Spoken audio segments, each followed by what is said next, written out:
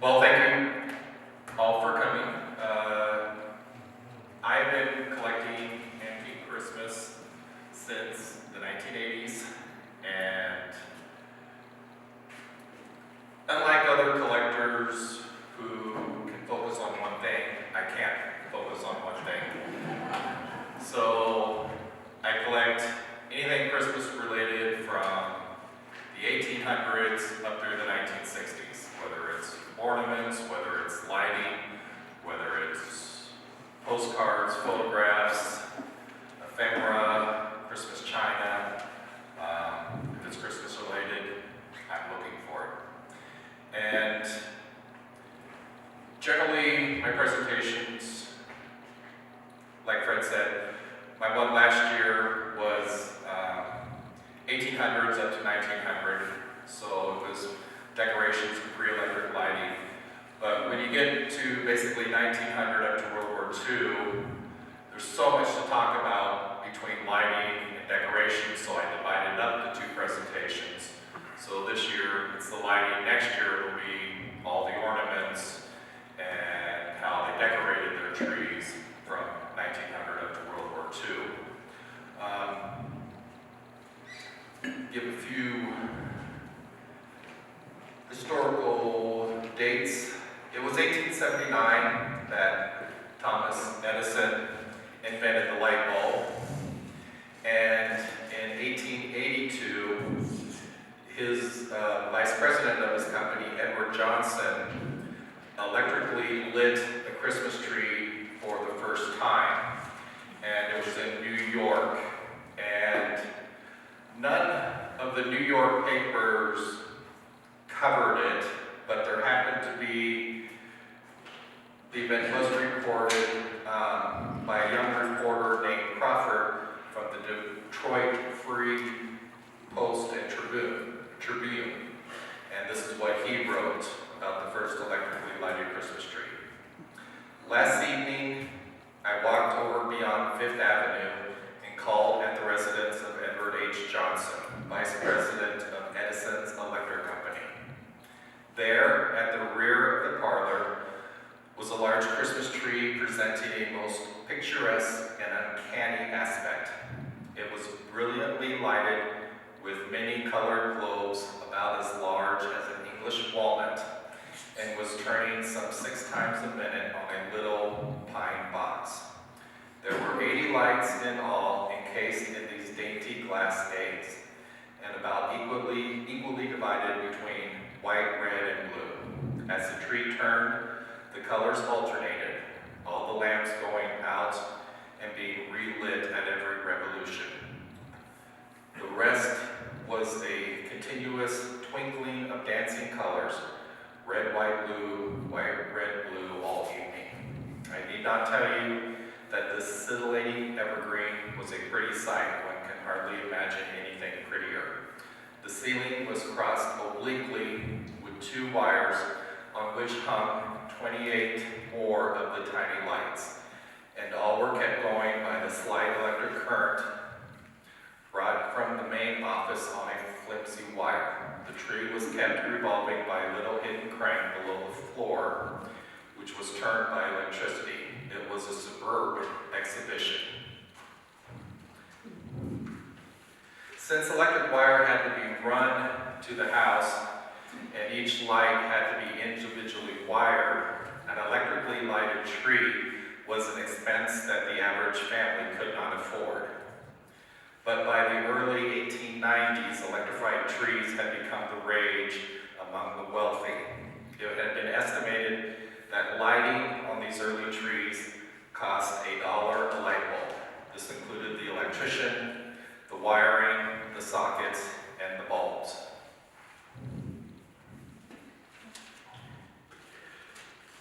By 1903, General Electric offered the first pre-assembled lighting outfit for the first time of around a cost of $12, which would be about $80 today, or you could rent a string of lights for $1.50. The lighting at the time, if you wanted to rent, a electrical supply store or the hardware store. And even if you lived a ways away, they would mail you the Christmas lights. And they would have came in a wooden box like this. It originally would have had a wood lid on it, and that's where the mailing label would have been adhered.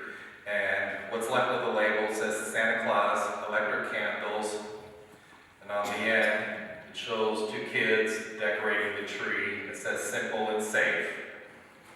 And the type of cord that would have been in it would have been one such as this. The blade plug had not been invented yet. So you had the screw-in plug. So you had to put your tree by a lighting fixture, screw this into your chandelier, and then you were able to decorate your tree. This here is a junction box, and you could take this apart and you could, each string of lights had 8 lights on a string, and you could add as many strings technically as you wanted onto this junction box. And back then they weren't called string of lights, they were called a festoon. And a festoon again would have had 8 lights on it. So there's 16 lights here, so this is a 2 festoon set. And again, cloth cord, porcelain sockets. These bulbs, when you come up and look at them closer, they all have a little point at the top. We call these exhaust tip bulbs. That's where the air was evacuated out of the bulb so that it would be able to light. Also with these bulbs, they had a carbon filament, whereas, except for now we have LED bulbs, but before that, the bulbs had a tungsten filament. With a carbon filament, I'll show you. This is carbon bulbs lit up. I will shut these off shortly. These got insanely hot, very fast. But they were still an improvement over candles on your tree. But generally you did not want to let them run for extended periods of time because of the heat that they produce. But again, they were much safer than the candles at the time. Over time, as technology progressed and the cost came down, lighting was made more readily available to the public, and they moved from this wooden type of box to a box such as this style. And still porcelain sockets and the carbon exhaust tip bulbs. And this particular one was made by the Eveready company, which some of you remember Eveready batteries. It's the same company. They also made Christmas lighting back in the day.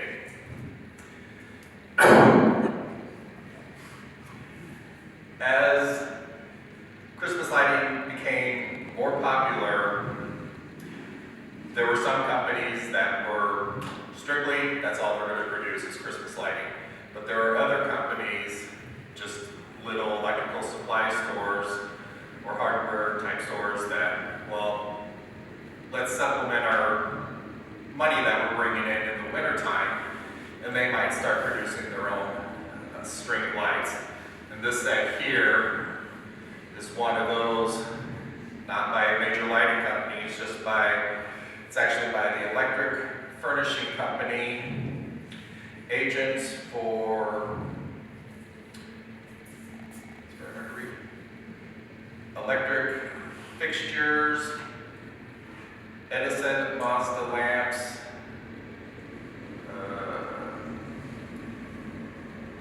then it's motors and other electrical appliances. So it was just basically, you can't really say homemade lighting set, but it's just one that was made by a little electrical company and sold by the store.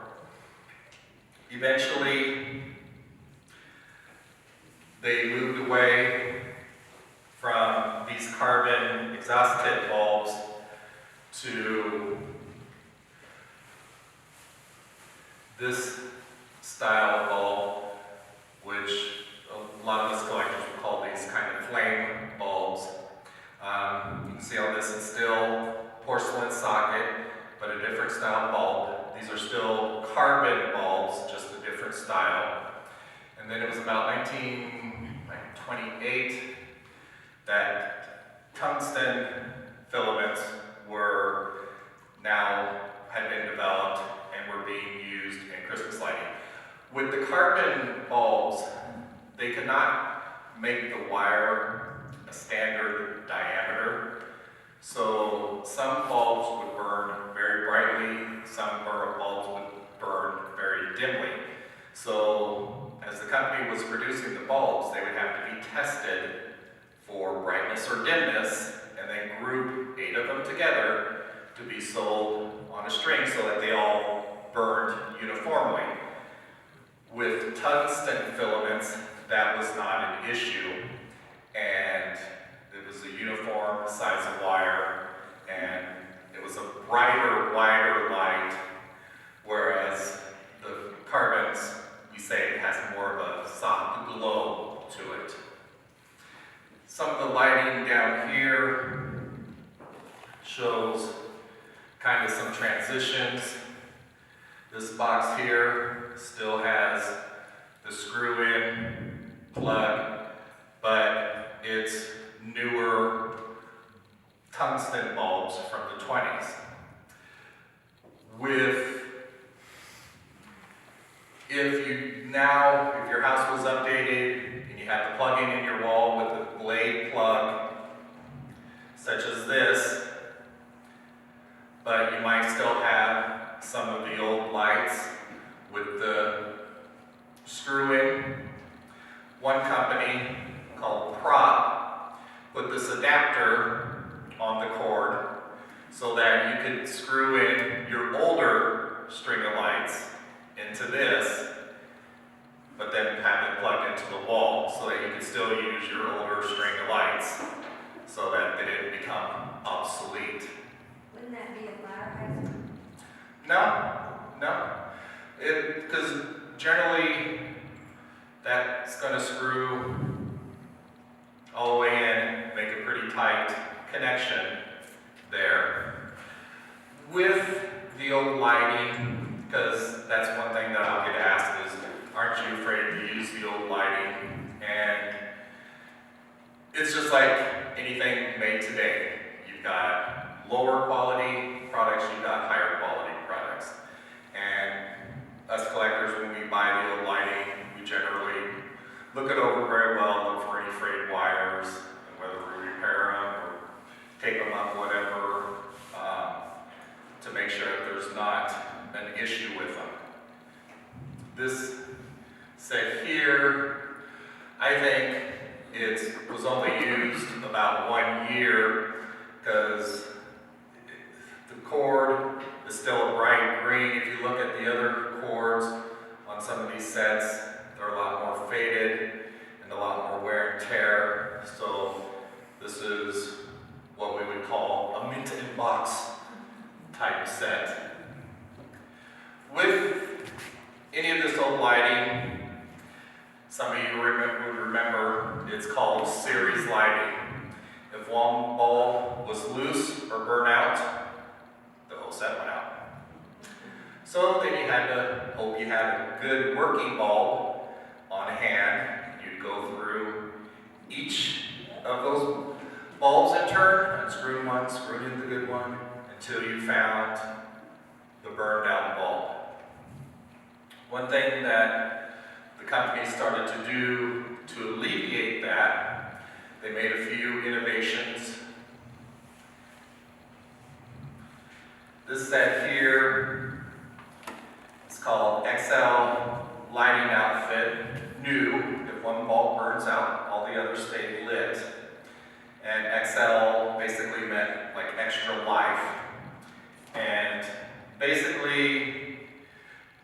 not to get real technical, but there was a built-in, what they call a shunt device.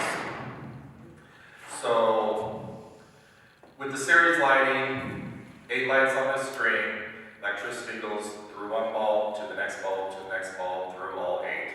So again, if one is burned out or loose, it breaks that series. These had a shunt device, so basically kind of a little piece of metal that would short across that would allow that current to continue.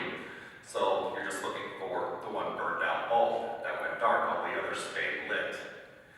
But the issue with that is now those 7 bulbs are getting a higher voltage, so if you don't get it changed right away, those are going to burn out faster.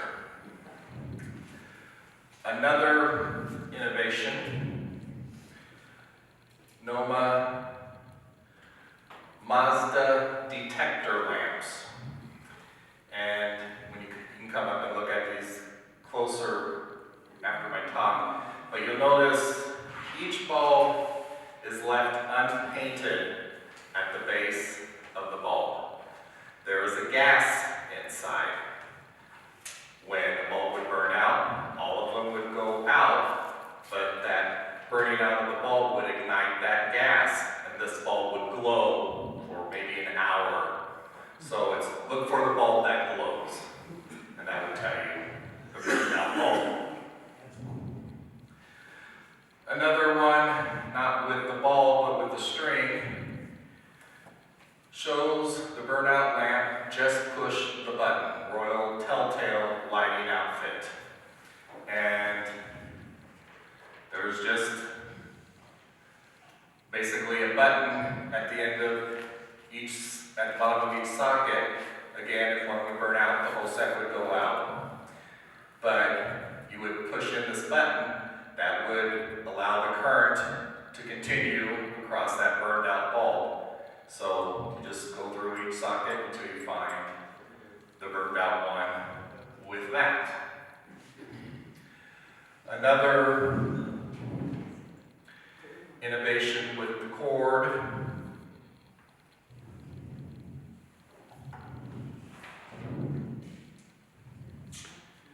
is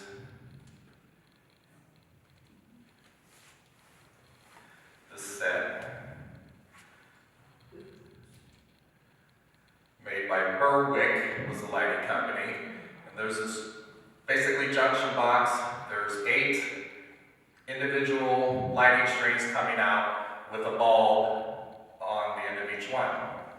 If one bulb was loose or burned out, you would turn the knob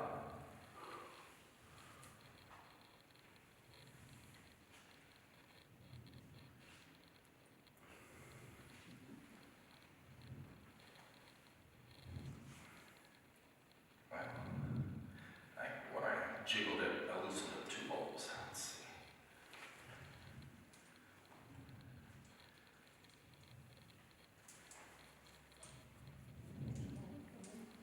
What do you use for your own trees? It depends on the tree. I mean, I decorate all different time frames. And, okay. So, got them all lit. Loosen one.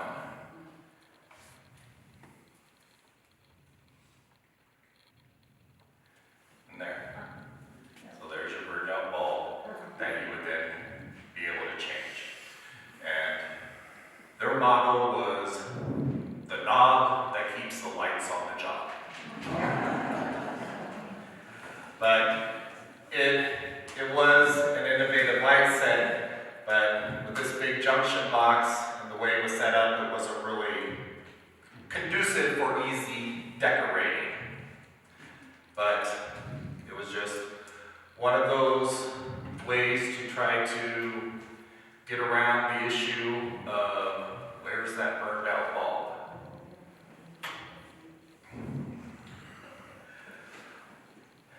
Another innovation, okay, you live in a city or town, you're going to have the electrical power lines, not an issue.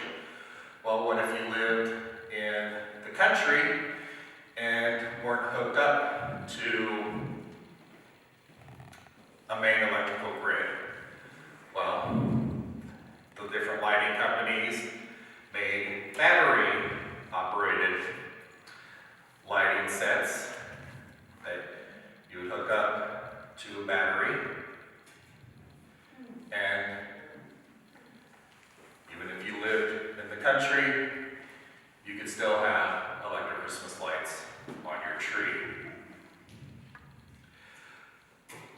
One interesting, and honestly I don't know the details, but these other ones were wired in series. These were wired in parallel so that if one was loose or burned out, the whole set wouldn't go out. And it has something to do with the lower voltage in the battery that they made them that way. This is another early battery operated set with just a different type of connection. And when you come up and look at this, you'll also notice the sockets are wood as opposed to the other earlier sockets, which were an early plastic called Bakelite. When I started collecting old Christmas lighting, I loved the boxes, I loved the graphics on them. And among collectors, this is kind of considered the best box art on any set of Christmas lighting ever produced. These came out in 1928, right before the start of the Great Depression. These called Noma electric candles, and it's just basically what's to look like a candle tube with another bulb, but then it's got a little screw-in socket at the bottom, so you would take out a bulb out of your regular string and then screw that into your string, and then you could have a little bit more of a decoration on your tree. But again, unfortunately, it came out right at the start of the Great Depression. It was a pricier set, so they were only on the market a few years.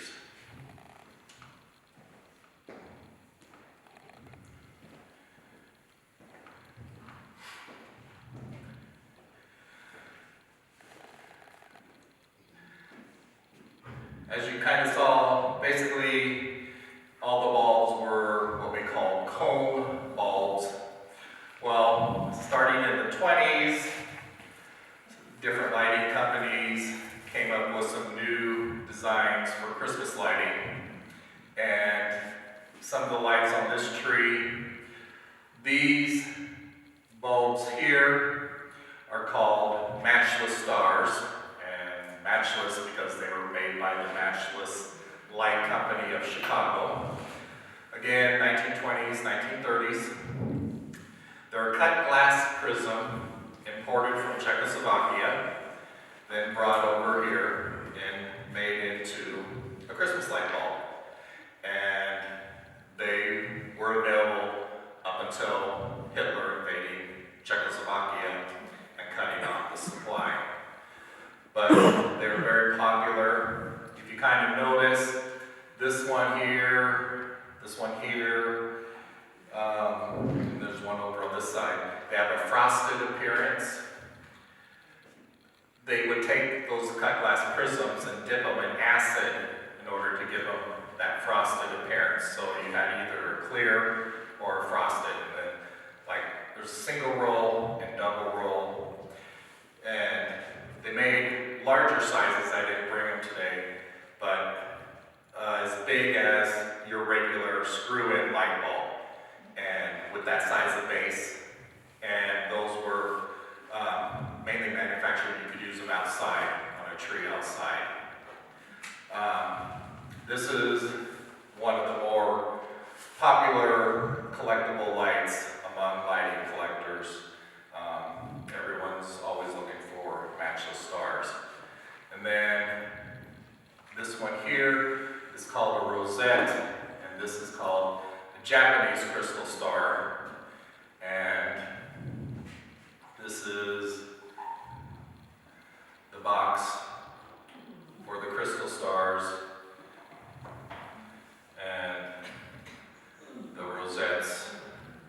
of light. Pretty base around that tree too. That was made by Noma, also 1920s, and a lighted base. There was a couple different styles of that base made, and Noma made other lighted bases, but this is considered one of the more beautiful bases made. I remember years ago, I gave a presentation at a retirement home, and sometimes older people will say whatever they want. And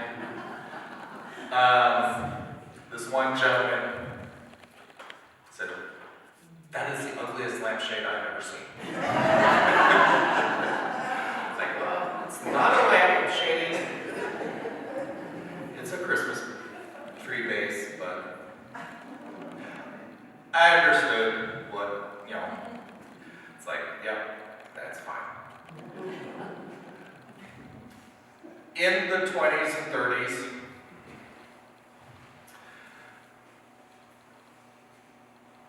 Noma got permission by Disney to produce a set of Mickey Mouse shades, and they were very popular. They're just a plastic shade with the light screws up into the shade to hold it onto the socket. And they were so popular that other companies started producing other different ones. Here's another Walt Disney Silly Symphony shades, and it's basically the Big Bad Wolf and the Three Little Pigs. Some of you may remember Scrappy, which was an early comic strip character. And Cats and Jammer Kids was another one. These Noma bells are just either Christmas scenes or nursery rhymes, but there was Popeye shades, there was Flash Gordon shades, there was basically every other Disney movie that was made from the 20s through the 40s. There was Cinderella, there was Pinocchio, there was Snow White and the Seven Dwarfs. All were made into these lighted shades.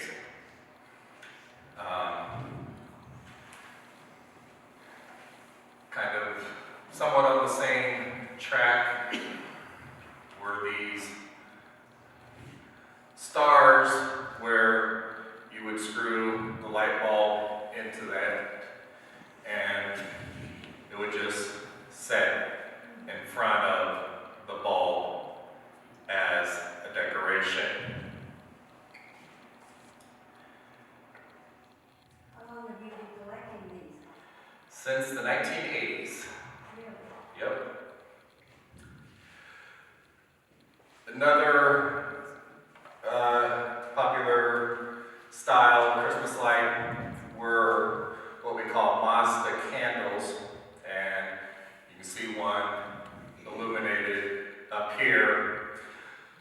This is one of my favorite styles of Christmas lights, and I mentioned the word Mazda, and I know I'll pronounce the first name wrong.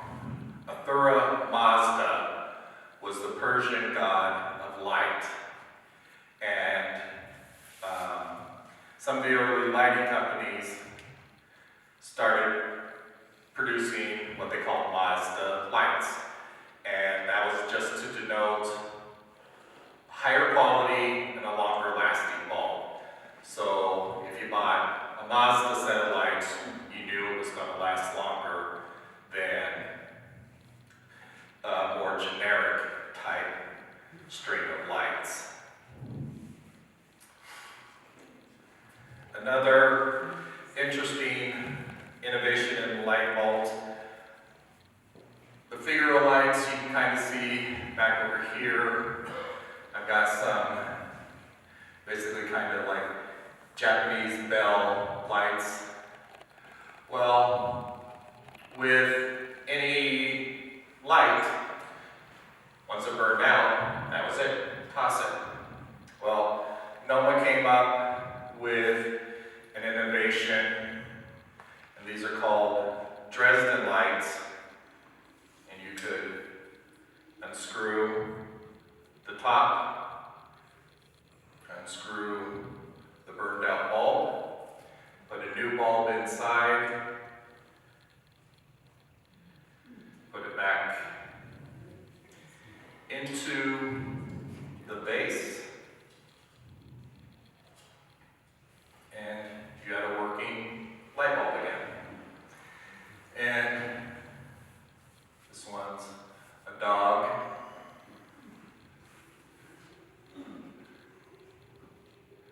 It's a doll head.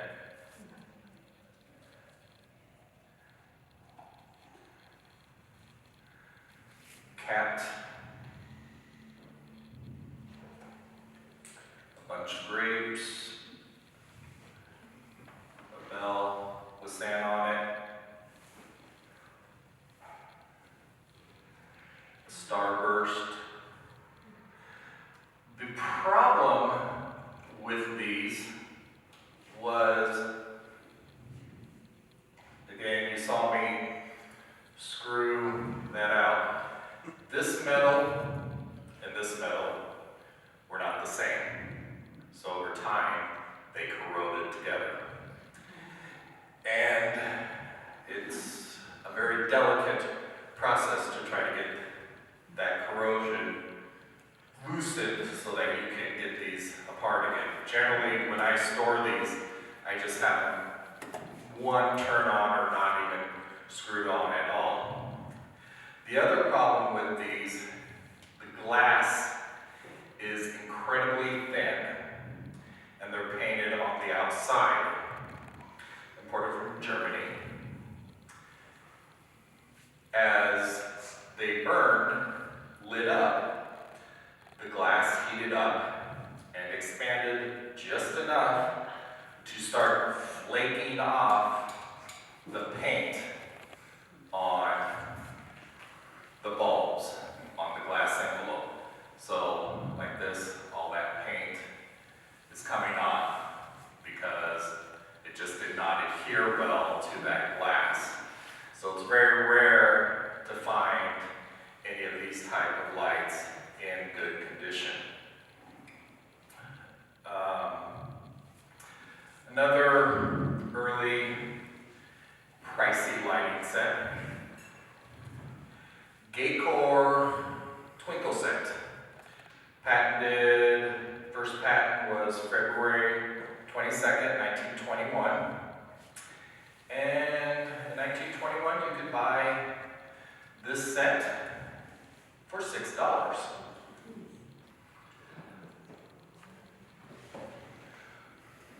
What was unique about it, as the name suggests, it was a twinkle set. This is another cord up here. Another big round junction box with a switch. This one, that one, the Berwick, the technical set, had 8 individual strings with a bulb on each end. This one has 4 strings of 2 bulbs each. And you could have steady burning or twinkling for your tree. It was one of the first twinkling light sets made for your Christmas tree. But again, obviously $6 in 1921, a little price prohibited. Plus, again, not the easiest or nicest way looking string to have on your Christmas tree. Eventually, in the 20s, technology improved again, and they were able to have outdoor Christmas lighting for your house.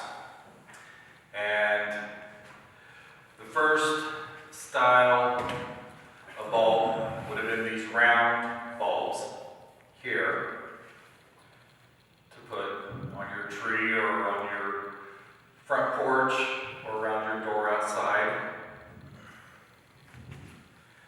Then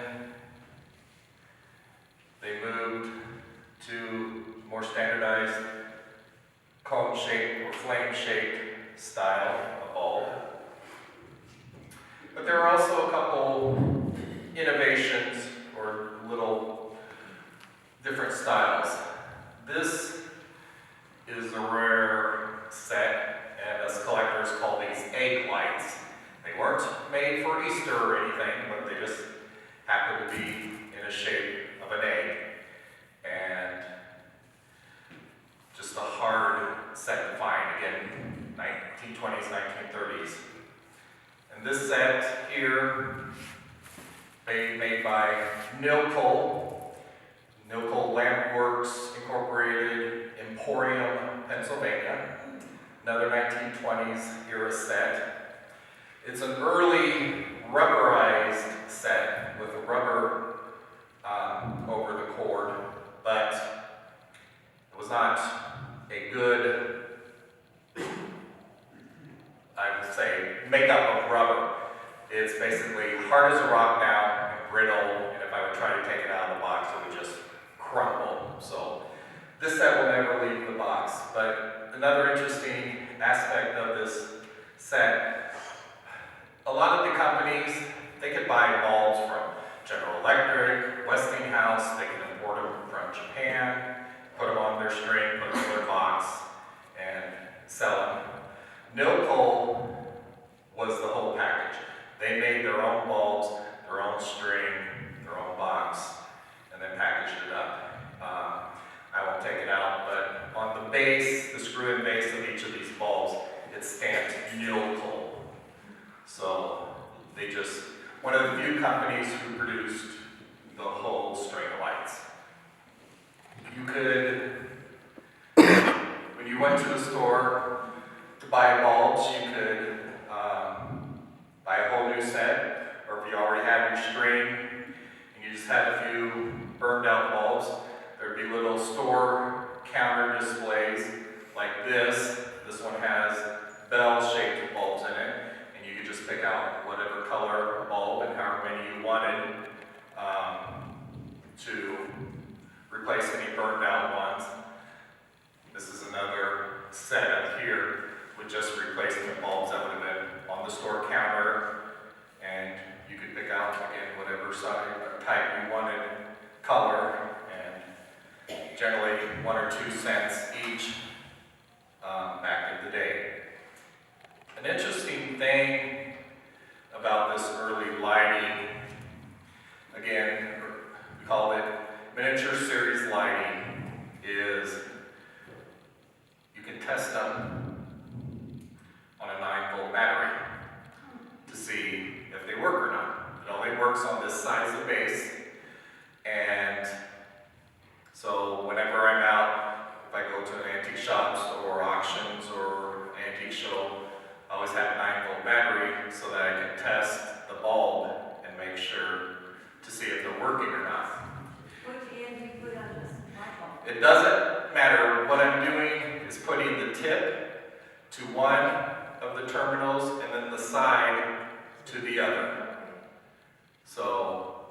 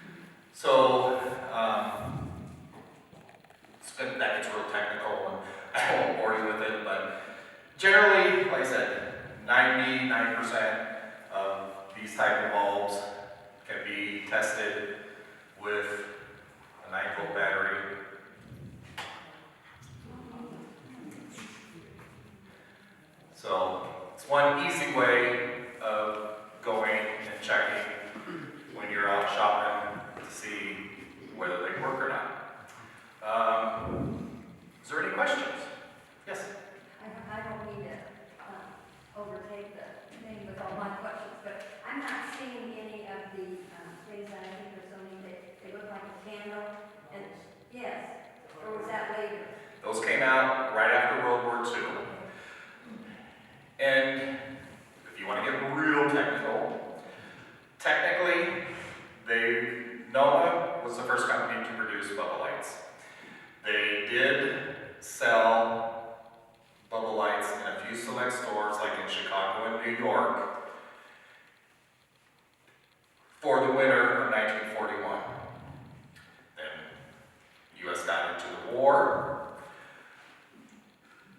All the copper in the wiring had to go to the war effort, so no lighting was produced during the war years. So, yes, bubble lights were produced, they were available in New York and Chicago in 1941, but then they're off the market until 1945, 46, when the restrictions were lifted, we were out of the war, then they were on the market. So, bubble lights will be later down the line. Do they still make them? Seems like I saw some somewhere. They do, but They probably only come in they're 12 or 16. I won't say the word, but it starts with a C, R-A-P. And there's not the color combination, they don't bubble as well. And they did. Some people will come across those bubble lights where the plastic is deteriorated. It's not because of the heat of the bulb.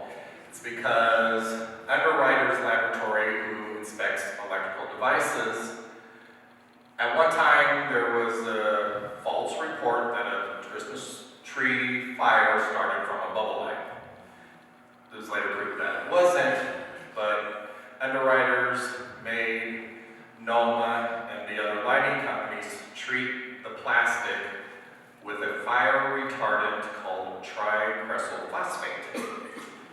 Well, yes, it was a fire retardant, but also there was a chemical reaction between that and the plastic broke down over time. So if you ever see a bubble light and the base is all dark and kind of crumbly, it's not from the heat of the bulb, it's because that for the few years that they had to treat them with that fire retardant, that's what they're from. They were the prettiest. Reminder of Yeah. And again, they'll come up in the later, but yeah, a lot of people don't realize from 1945 to about 1963, there was about 38 plus different styles of bubble lights made. Some were only on the market 1 or 2 years, some were on the market for many years and had millions produced. Is that dangerous for them to touch that chemical? They don't do that.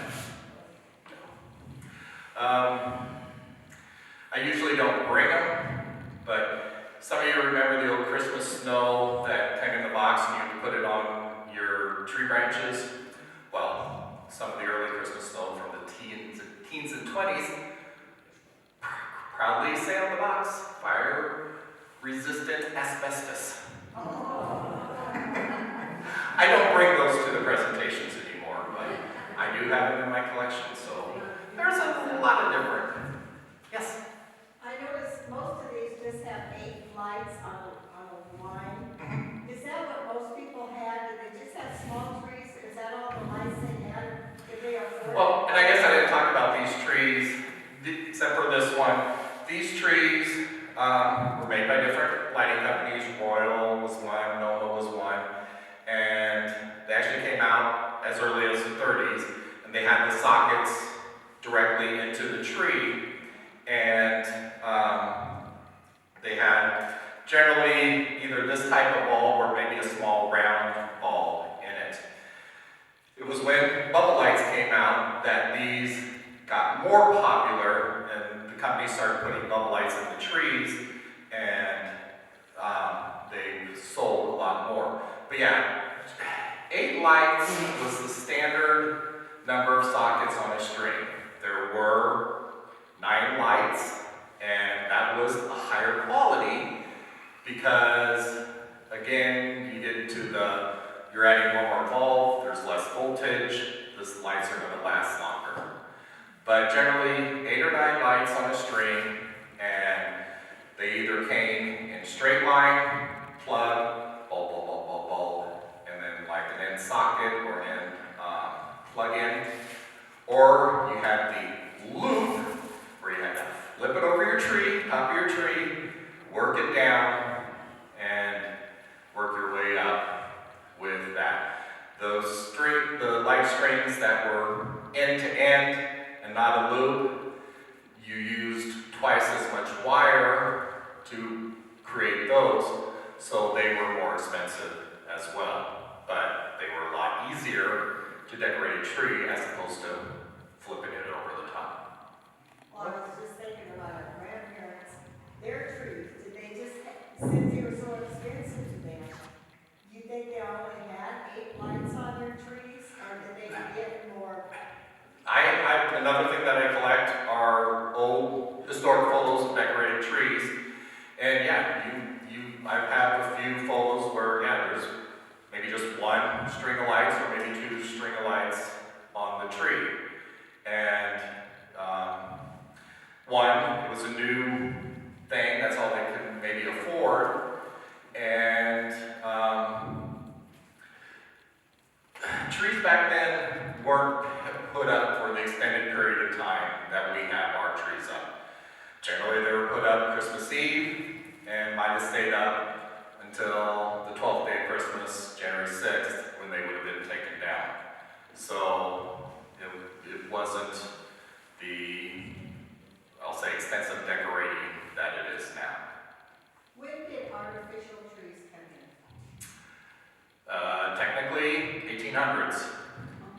And that's, in last year's presentation, that would have been, I talked about, they call them goose feather trees, or feather trees. First country to produce them was Germany, and they're artificial trees made of dyed goose or turkey feathers. And they came in size from a few inches up to 6 or 8 foot tall. And that was the first artificial produced Christmas tree, but basically late 1800s. Any other questions? What's the rarest item on these tables?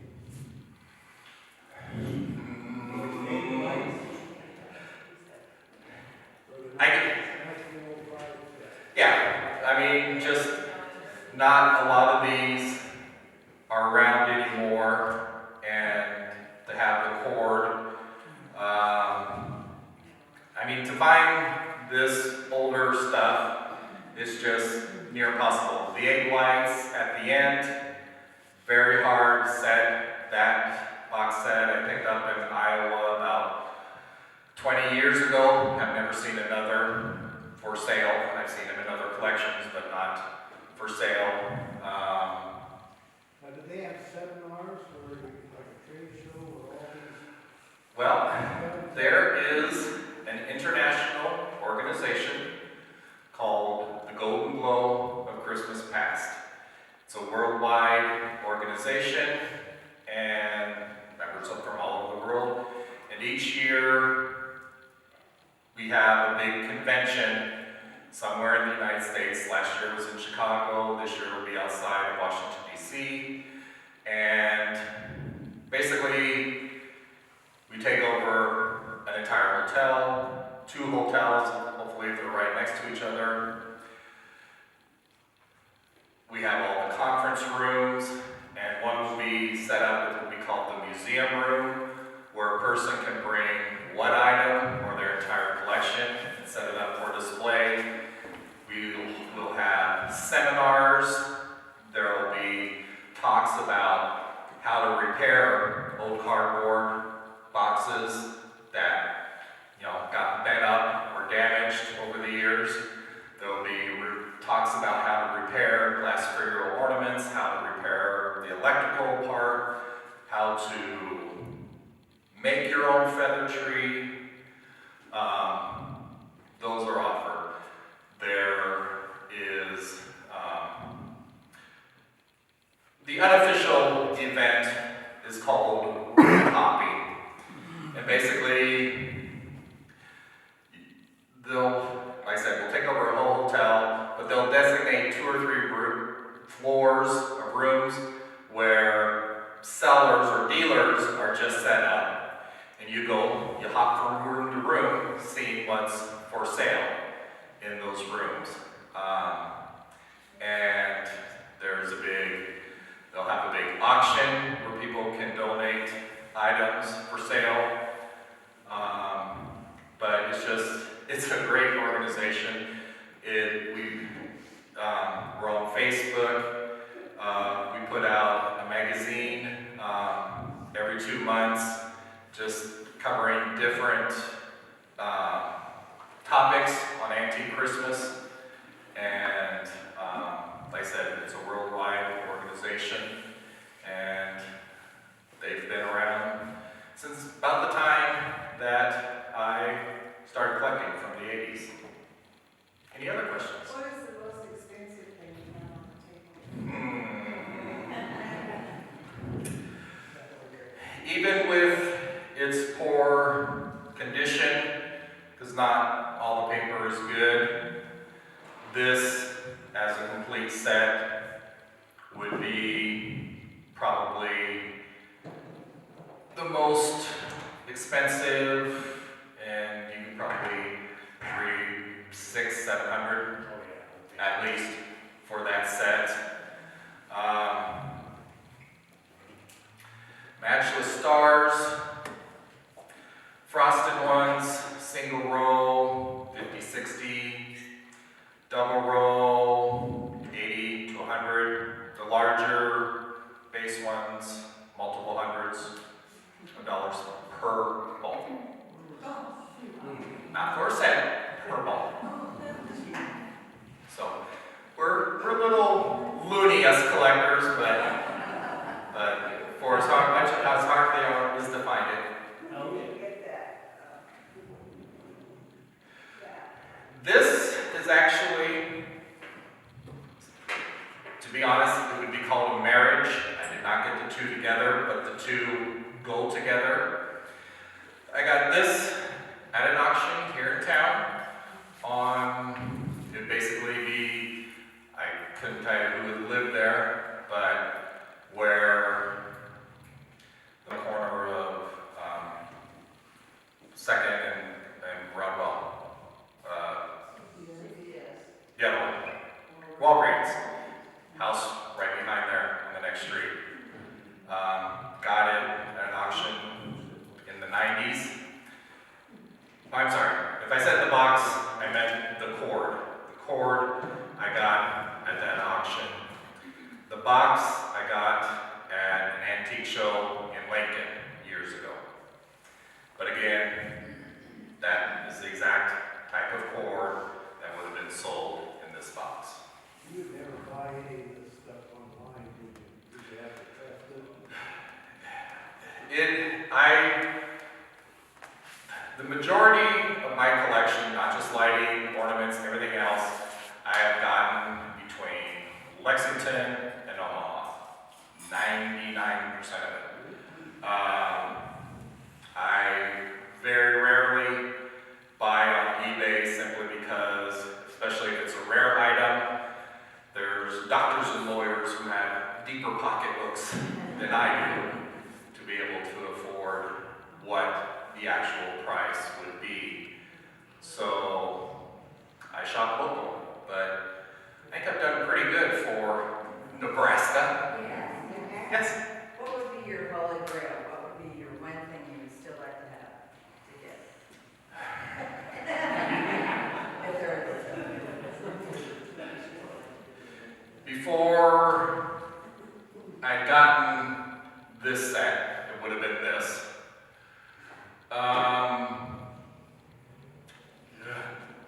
You're still shopping. Oh yeah, and that's the thing. I mean, especially dealers and stuff. When I go to shows, it's like, you're still looking for Christmas stuff. You got everything. And it's like, no, I don't. But I guess I would have to say to find a box that was in better condition than this.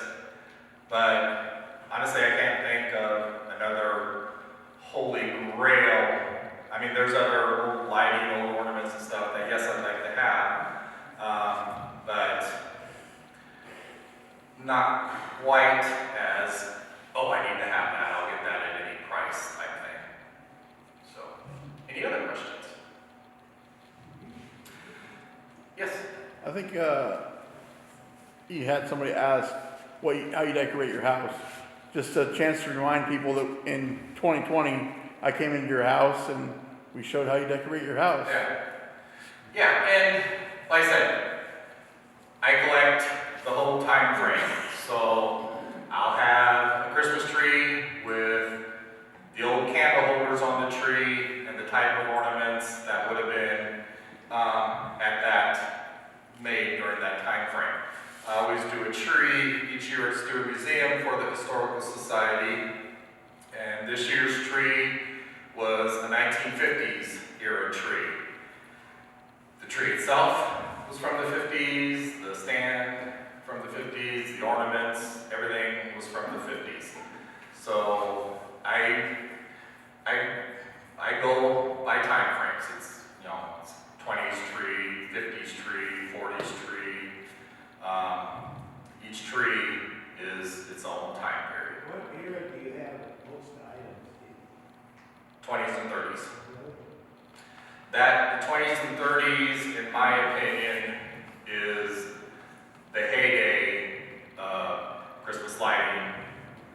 Not maybe necessarily Christmas ornaments, but definitely, because lighting is my main love. That's what I look for first, but again, I collect all the other. But the 20s and 30s in Christmas lighting, there was never nothing like it before. There will never be anything like it again. There are people who are reproducing matchless stars, that type of thing, but still, I mean, like I said, you look at the graphics on the boxes. The boxes of Christmas lights you buy now, it's just a generic.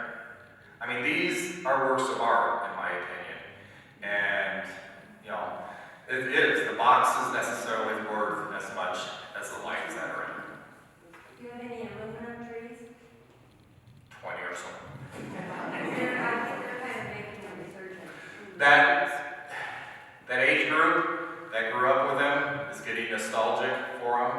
So yeah, actually within the last 10 years, prices have skyrocketed on them and gotten somewhat ridiculous.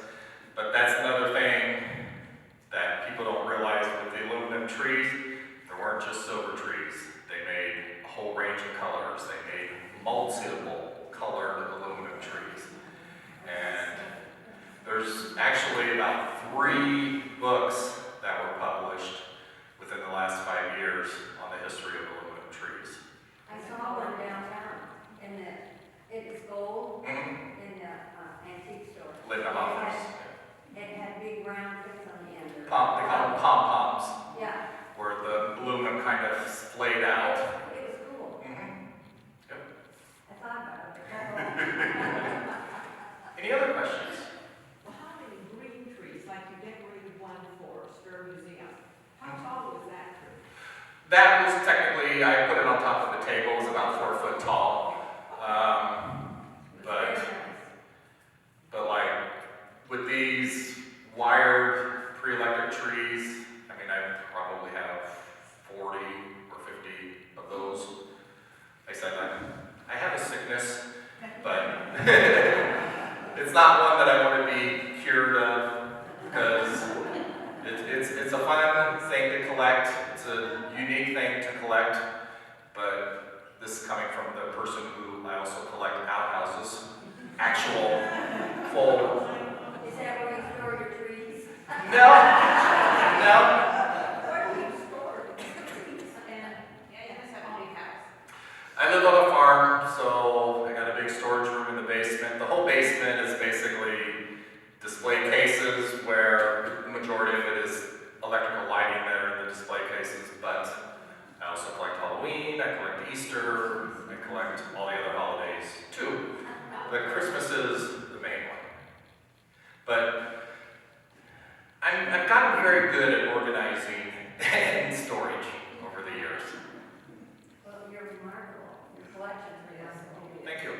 You're welcome to come up and take a closer look and ask